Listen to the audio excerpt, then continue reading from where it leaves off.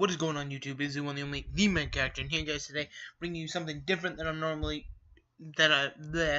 different from what I normally bring you guys, but I figured why not, because this is something I actually want to talk about, and all this fun stuff, and it actually relates to Pokemon, so it all works, yeah!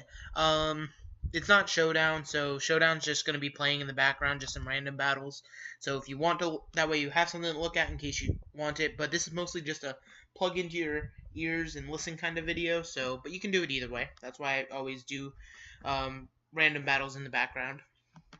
But so what we are here to talk about today, we are actually here to talk about one of, I believe, the most underrated Pokemon movies to ever exist, and that is Pokemon The Rise of Darkrai.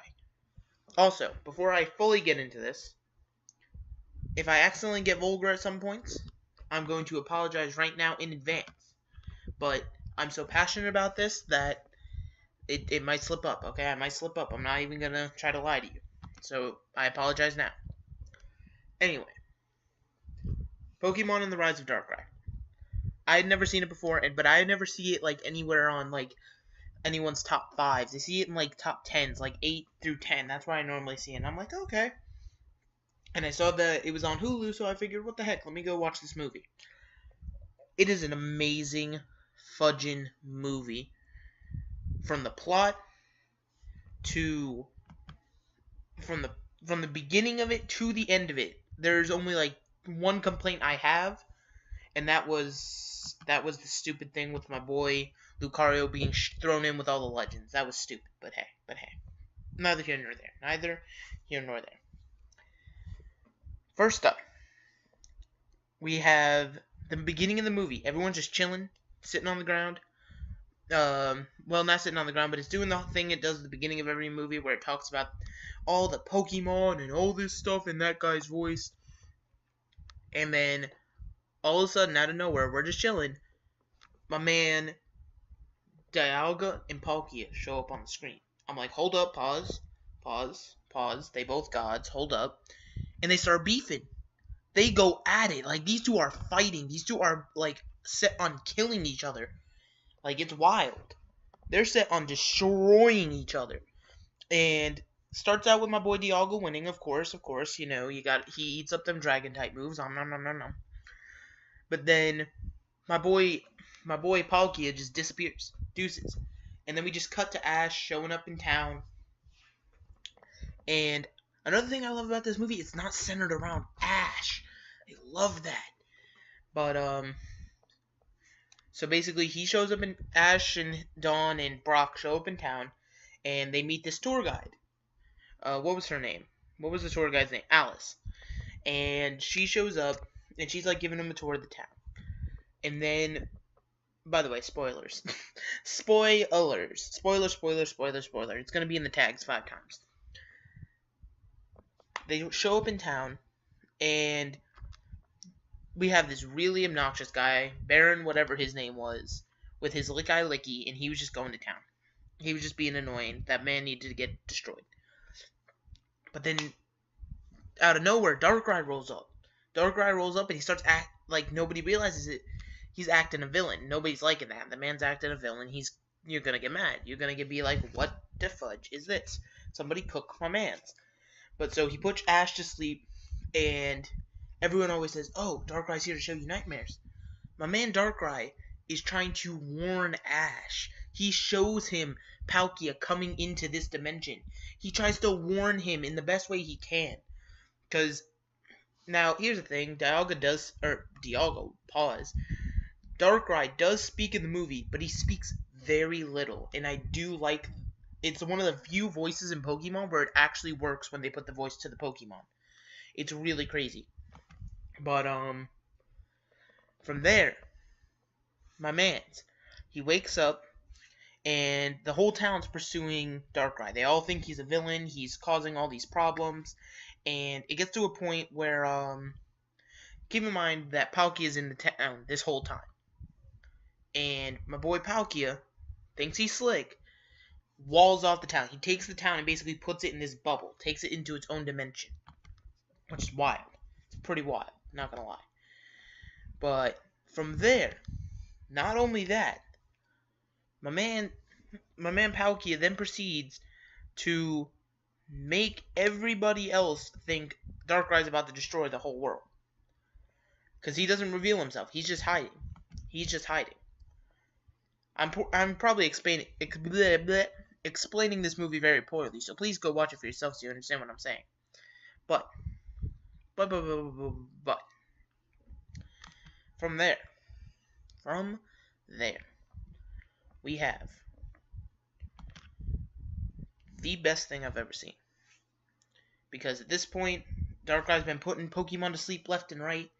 All of a sudden, my man Baron shows up on screen as a Licky. Why?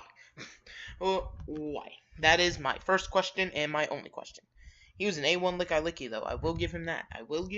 He was an A1 Licky. I definitely will agree. I will attest to the following. Shout out to the paralysis I just got. But. So, as Licky, he's over here fighting Darkrai. People getting put to sleep left and right. Things are happening weird because the Dream World, which, by the way, first mention of the Dream World was in this movie. Dream World and the real world are getting shifted together because of what Palkia is doing with walling them off in their own dimension to try to hide from Dialga. My man Darkrai continues to try to fight Palkia, and he's getting beat. He is getting destroyed. I'm sorry for my man Darkrai, but he's getting bodied. And he literally he's just fighting. He's just flat out fighting, and he's doing his whole thing with the fight, and shout out to him, shout out to Darkrai. Because he wasn't really a villain, but everyone thought he was a villain, but he still kept going. He was doing his thing. He knew he was doing his thing. That's all that mattered. From there, he proceeds. I'm sorry, I'm getting so distracted right now. I'm rolling over myself. But eventually, finally, the way the movie progresses with this plot, which, by the way, the plot just keeps building with first they thought Darkrai was the enemy, then they realize that Darkrai's trying to help them, but only after it's too late, because eventually Dialga finds them. And Dialga doesn't care about nobody but Palkia. These two are still beefing. They don't care about nobody. They're destroying this town in this process. And it's literally getting destroyed. Like, it's not healthy, the level of destruction that's currently occurring. But he's literally just going to town on this town. Quite literally. From there, Darkrai lets everybody wake up because the town's starting to dissolve and he's trying to get them to a safe spot. The garden. Which, by the way, this is whole based on the garden and all that fun stuff. So we have Darkrai that has literally been trying to save this town the whole time. Everybody else has been fighting him. He's been putting them to sleep and getting them out of harm's way so he could try to deal with this himself. Because he didn't want this town to get destroyed. He was trying to help them and they were hurting him. He then proceeds to throw himself in the way of Dialga and Palkia, not once, not twice, but 3 times. Each time getting bodied until after the 3rd time, where he literally dies. The man dies. Meanwhile, we got Ash running to save the day. He's got to go put this music disc that will calm them down. Which, I do like the way they did, because basically the whole thing was, the tour guide, Alice, her grandmother had experienced this in the past, and they had made a song to calm down these beasts in case, for when it happened. And shout out to the way they did it, because they could have just had Alice just play this little flute thing she had, and it would have ended instantly. And there would have been no plot. But they had a plot, and they kept fighting, and they kept doing the damn thing. So it was pretty interesting. They were definitely doing everything they could. I don't know. It's just, you don't hear a lot about the movie. But ultimately, the movie does end by, the song does get played at the very last second. Everyone thinks they're done for. People are about to get dissolved. But luckily, trainers fighting and everybody else doing all this is keeping the town alive. And so, from there, Dialga and Palkia calm down. Dialga leaves. Ash and Dawn get Palkia to restore the town. but Darkrai's still missing. And then at the very end of the movie, there's like the shadow of Darkrai, and that's it. And then it's end of movie. Nobody talks about it. Nobody talks about how amazing the ending was. Nobody talks about how powerful they're trying to do everything. It's literally just them fighting. It's just the most intense fight, and nobody's trying to stop it or do anything about it. I don't know. I'm explaining the movie very poorly. I already know, but I don't care. It's one of those things you have to go and watch yourself. You have to go and watch the movie yourself in order to realize that's a good fudging movie. Everyone's always like, they always talk about how bad the Deontay movie was because my boy Yveltal rolled up and he was about to destroy the world. He was ready to go. He was about to annihilate everybody. But there wasn't even a fight. Xerneas just showed up and he left. There was no fight. This movie I love because the main conflict wasn't with Darkrai. Even though it was named after Darkrai. It didn't even involve Ash mainly. It involved Palkia and Dialga. They had just crossed paths when they weren't supposed to. And they were going at it. They were destroying each other. And Darkrai eventually realized that Ash and them can save the day by playing this song, but they needed time. That's why he kept throwing himself in the way. Darkrai, everybody villainized him, but he still tried to be the hero, and he kept jumping in the way. He kept holding this fight and doing everything he could to stop the destruction. And yet nobody talks about the movie. They're like, oh yeah, it was a good movie. Everyone always talks about how bad the Shaman movie was, which Shaman movie was complete cheeks, not gonna lie. It was the only good part of it, which Regigigas showing up at the end. Anybody who disagrees, you're wrong. But literally, this movie, I did not see a single problem. The plot was there. You had the little romance thing between Alice and the science nerd that was figuring all this out. His name was like Tonio. And then, of course, you had the Baron guy I mentioned before. He was trying to get with Alice, but Alice was curbing him because she liked Tonio, and Tonio liked her, so it worked out.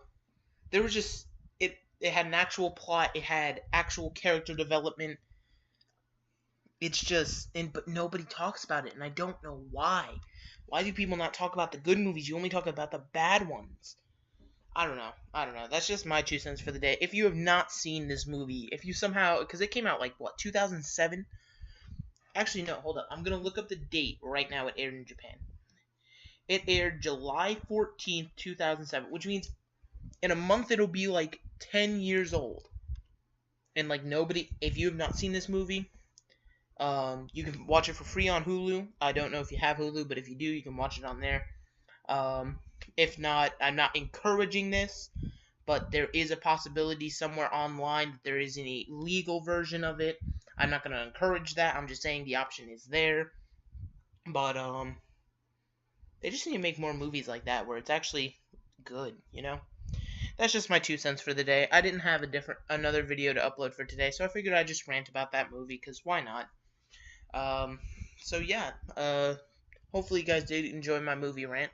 Don't think I actually swore at all, so that vulgar warning was for nothing, but hey, fudge it. If you guys do want to see more, me talking about the Pokemon movies, or just possibly even the anime, certain parts of it, definitely leave a comment, or leave a like, saying, just because that would let me know, hey, I really like this, and all this other stuff. Anyway, this is going to be the one, the only, the Meg Actor, signing out.